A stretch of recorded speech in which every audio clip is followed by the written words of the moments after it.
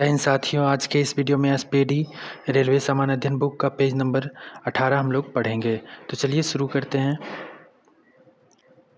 केसर का उत्पादन करने वाला एकमात्र भारतीय राज्य जम्मू कश्मीर है। केसर का उत्पादन करने वाला एकमात्र भारतीय राज्य कौन है? जम्मू कश्मीर है। केचुआ किसान का मित्र तथा प्रकृति का हलवाहा कहलाता है। केचुआ क्या है? किसान का मित्र तथा प्रकृति का हलवाहा कहलाता है। वनों के संरक्षण एवं संवर्धन से संबंधित क्रिया को सिल्वीकल्चर कहते हैं। वनों से के संरक्षण एवं संवर्धन से संबंधित क्रिया को क्या कहते हैं? सिल्वीकल्चर कहते हैं। भारतीय लाख अनुसंधान संस्थान नामकुम रांची में स्थित है। भारतीय लाख अनुसंधान संस्थान नामकुम रांची में स्थित है। बकरी की चेंगू एवं चेंगथांगी नस्ल के से पश्मीना ऊन प्राप्त होती है। बकरी के चेंगू एवं चेंगथांगी नस्ल से पश्मीना ऊन प्राप्त होती है। रबर एक नगदी फसल है। रबर क्या है? एक नगदी फसल है। नारियल एक रेशेदार फसल है। नारियल क्या है? एक रेशेदार फसल है। कृष्णा और गोदावरी नदियों का डेल्टा क्षेत्र भारत के चावल का कटोरा कहलाता है। कृष्णा और गोदावरी नदियों का डेल्टा क्षेत्र जो है भारत के चावल का कटोरा कहलाता है।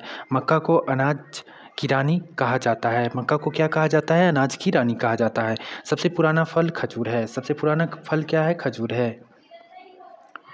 जड़ की वायु का दबाव मैनोमीटर से मापा जाता है। जड़ की वायु का दबाव किससे मापा जाता है? मैनोमीटर से मापा जाता है। नासिक को अंगूर का बगीचा कहा जाता है। नासिक को क्या कहा जाता है? अंगूर का बगीचा कहा जाता है। मसालों का बगीचा केरल को कहा जाता है। मसालों की बगीचा किसे कहा जाता है? केरल को कहा जाता है। भारतीय कृषि अनुसंधान संस्थान नई दिल्ली में है। भारतीय कृषि अनुसंधान संस्थान कहाँ है? नई दिल्ली में है।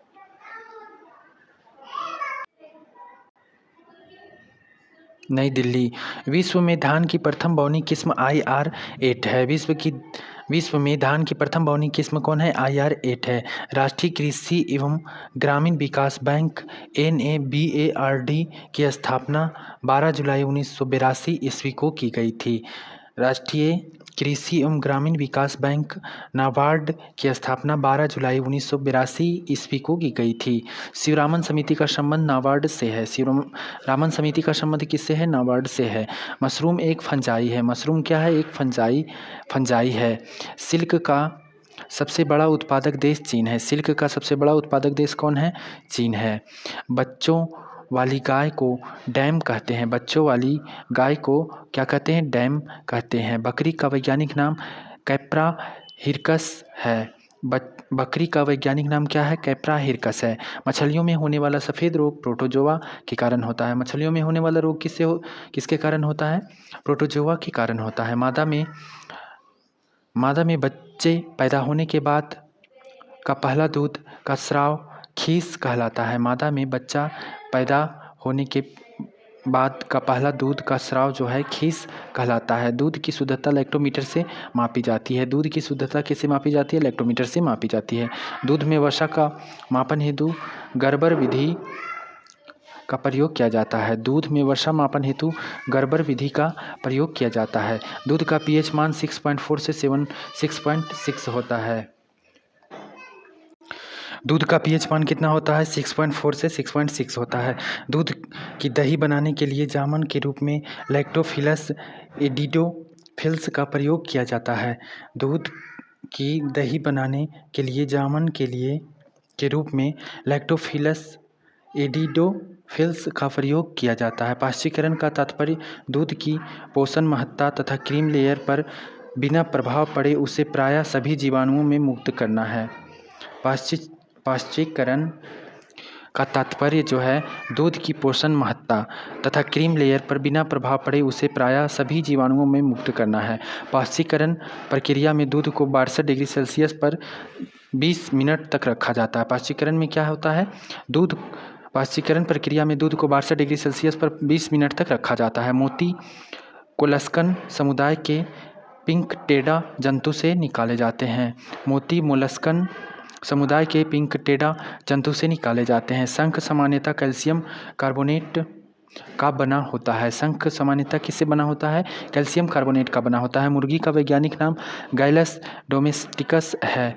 मुर्गी का वैज्ञानिक नाम क्या है? गैलस डोमेस्टिकस है। कोको देने वाला पौधा थियोब्रोमा केकोओ है। कोको देने वाला पौधा थियोब्रोमा केकोओ है। कृत्रिम रेयॉन सिल्क कहलाता है। कृत्रिम रेयॉन क्या कहलाता है? सिल्क कहलाता है। गेहूं में विटामिन B1, B2, B6 पाया जाता है। गेहूं में विटामिन B1, B2, B6 पाया जाता है। आलू एक प्रकार का तना है। आलू क्या है? एक प्रकार का तना है।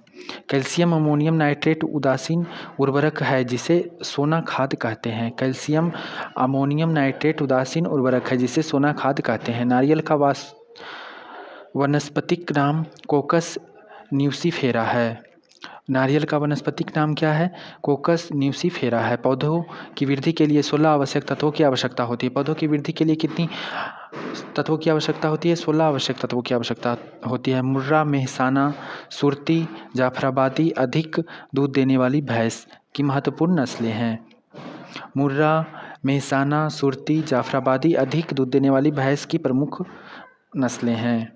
मिट्टी की उर्वरकता बनाए रखने के लिए फसल चक्र पद्धति अपनाई जाती है। मिट्टी की उर्वरकता को बनाए रखने के लिए फसल चक्र पद्धति अपनाई जाती है। पौधों में पत्तों के पृष्ठ पर पाए जाने वाले लघु छिद्रों को रंध्र कहते हैं। पौधों में पत्तों के पृष्ठ पर पाए जाने वाले लघु छिद्रों को क्या कहते हैं? रंध्र कहते हैं। बिना बीज के फलों को विकसित करने की क्रिया को टिश्यू कल्चर कहलाता है। बिना बीज के फलों को विकसित करने की क्रिया को टिश्यू कल्चर कहते हैं। कीटों का अध्ययन कीट विज्ञान के अंतर्गत किया जाता है। कीटों का अध्ययन जो है कीट विज्ञान के अंतर्गत किया जाता है।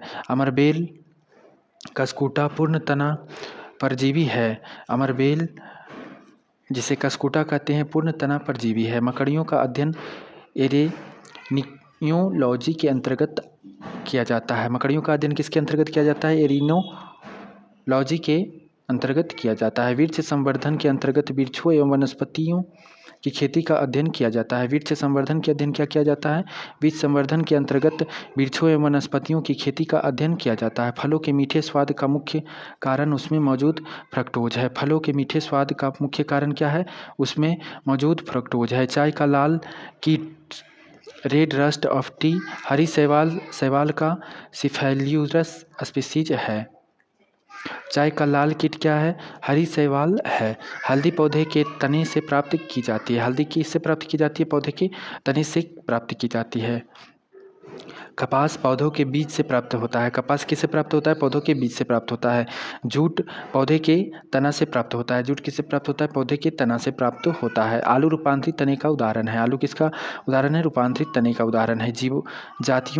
जीव जातियों के नामकरण व वर्गीकरण का अध्ययन टेक्सोनॉमी कहलाता है। जीव जातियों के नामकरण व वर्गीकरण का अध्ययन टेक्सोनॉमी कहलाता है। भारत में केंद्रीय औषधि शोध संस्थान लखनऊ में स्थित है। भारत में केंद्रीय औषधि शोध संस्थान लखनऊ में स्थित है। मिट्टी में नाइट्रोजन की कमी पूरी करने के लिए चना बोने का प्राथमिकता दी जाती है। मिट्टी में नाइट्रोजन की कमी को पूरी करने के लिए चना बोने की प्राथमिकता की जाती है। स्तनधारियों में सबसे बड़ी आँख घोड़े के पास है। स्तनधारियों में सबसे बड़ी आँख किसके पास है? घोड़े के पास है। सभी स्थलीय जानवरों में सबसे बड़ी आँख ऑस्ट्रिच के पास है। सभी स्थलीय जानवरों में सबसे बड़ी आँख ऑस्ट्रिच के पास है। अरेबिका एवं रोबस्टा कॉफ़ी की किस्में हैं। अरेबिका और रोबस्टा कॉफ़ी की किस्में हैं।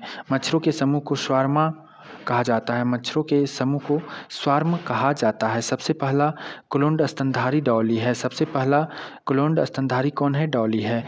वृक्षों की मृत काष्ठ को हद काष्ठ कहते हैं। वृक्षों की मृत काष्ठ को क्या कहते हैं?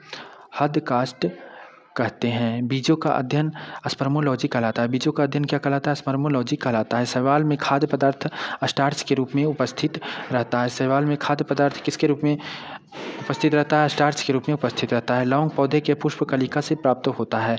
लौंग पौधे के पुष्प कलिका से प्राप्त होता है। भेड़ का गर्भकाल लगभग 150 दिन का होता है। भेड़ का गर्भकाल लगभग 150 दिन होता है। मुर्गी के अंडे में प्रोटीन 12% होती है। मुर्गी के अंडे में प्रोटीन कितने परसेंट होती है? 12% होती है। सारंग, मूंगा, खैरा आदि भारत में पाई जाने वाली मधुमक्खी की प्रमुख नस्लें हैं। सारंग, मूंगा, खैरा आदि भारत में पाई जाने वाली मधुमक्खी की प्रमुख नस्लें हैं।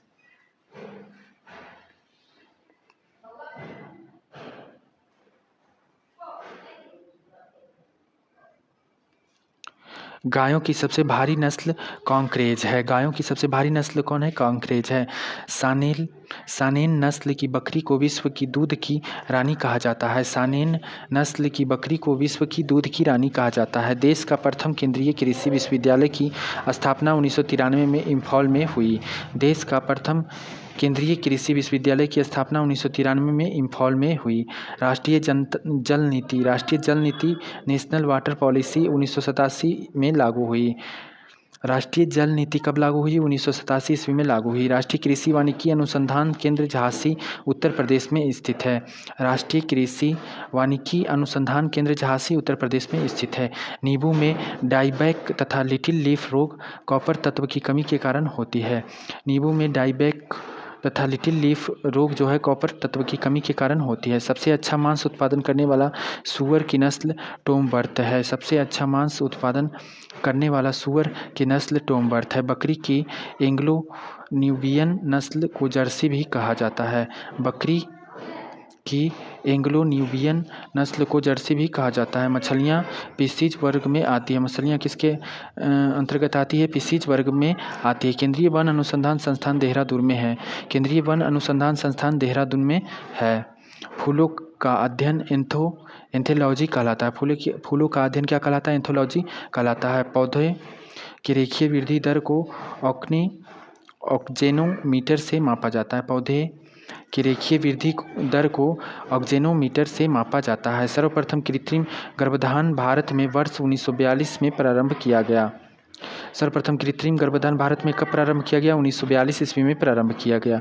दूध के पाश्चुराइजेशन की खोज लुई पास्चर ने की थी। दूध के पाश्चुराइजेशन की खोज जो है लुई पास्चर ने की थी। भैंस के दूध में वसा की मात्रा 7.2% होती है। भैंस के दूध में वसा की मात्रा कितनी होती है? 7.2% होती है। मोनोकल्चर अन्न उत्पादन से संबंधित है। मोनोकल्चर किससे संबंधित है? अन्न उत्पादन से संबंधित है। कपास, जूट, पटसन रेशेदार फसलें हैं। कपास, जूट और पटसन क्या है? रेशेदार फसलें हैं। हरियाली योजना जल प्रबंधन से संबंधित है। हरियाली योजना किससे संबंधित है? जल प्रबंधन से संबंधित है। वरुणा योजना कृत्रिम वर्षा से संबंधित है। वरुणा योजना किससे संबंधित है? कृत्रिम वर्षा से संबंधित है।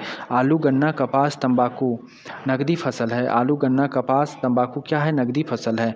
कृत्रिम रूप से कच्चे फलों को पकाने के लिए एसिटिलीन गैस का प्रयोग किया जाता है। कृत्रिम रूप से कच्चे फलों को पकाने के लिए एसिटिलीन गैस का प्रयोग किया जाता है। दालचीनी पौधों के छाल से प्राप्त होता है। दालचीनी किससे प्राप्त होता है? पौधों के छाल से प्राप्त होता है। समुद्र के किनारे पाई जाने वाली वनस्पति मैंग्रोव कहलाती है। समुद्र के किनारे पाई जाने वाली वनस्पति मैंग्रोव कहलाती है। वनस्पति जगत का सबसे बड़ा समूह थैलोफाइटा है। वनस्पति जगत का सबसे बड़ा समूह क्या है?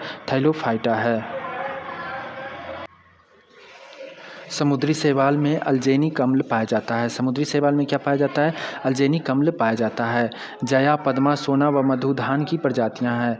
जया, पद्मा, सोना व मधु क्या है? धान की प्रजातियां हैं। भारत में बहुत बड़े पैमाने पर उगाई जाने वाली तिलहन फसल मूंगफली है। भारत में बहुत बड़े पैमाने पर उगाई जाने वाली तिलहन फसल क्या है? मूंगफली है। जूट को प्रायः गोल्डन फाइबर कहा जाता है। जूट को क्या कहा जाता है? गोल्डन फाइबर कहा जाता है। गेहूं उत्पादन के लिए सर्वाधिक उपयुक्त मिट्टी जलोढ़ मिट्टी है। गेहूं उत्पादन के लिए सर्वाधिक उपयुक्त मिट्टी कौन है? जलोढ़ मिट्टी है। धान की खेती प्रतिरोपित बुआई द्वारा होती है। धान की खेती प्रतिरोपित बुआई द्वारा यानी दोबारा उसके पौधे को एक जगह से दूसरी जगह प्रतिरोपित करके बुआई की जाती है, उसके द्वारा होती है। नारियल को बागान फसल माना जाता है। नारियल को क्या माना जाता है? बागान फसल माना जाता है। आलू का संबंध सोलेनेसी कुल से है। आलू का संबंध किससे है? सोलेनेसी कुल से है। ब्रासिका कंपेस्ट्रियस सरसों का वैज्ञानिक नाम है। ब्रासिका कंपेस्टिरिस जो है सरसों का वैज्ञानिक नाम है। मछलियों से संबंधित अध्ययन इक्थियोलॉजी कहलाता है। मछलियों से संबंधित अध्ययन क्या कहलाता है? इक्थियोलॉजी कहलाता है। तितलियों का अध्ययन जो है लेपिडेटेरियोलॉजी कहलाता है। तितलियों का अध्ययन क्या कहलाता है? लेपिडेटेरियोलॉजी कहलाता है। कुत्ता का वैज्ञानिक नाम कैनिस फैमिलिस है। कुत्ता का वैज्ञानिक नाम क्या है? कैनिस फैमिलिस है। कुत्ता में गुणसूत्रों की संख्या 78 होती है। कुत्ता में गुणसूत्रों की संख्या कितनी होती है? 78 होती है। तो आपका पेज नंबर 18 जो था ये कंप्लीट हुआ। इससे आगे का वीडियो रेगुलर पाने के लिए आप हमारे चैनल को सब्सक्राइब जरूर करें और मिलते हैं कल पेज नंबर 19 के साथ। तब तक के लिए धन्यवाद।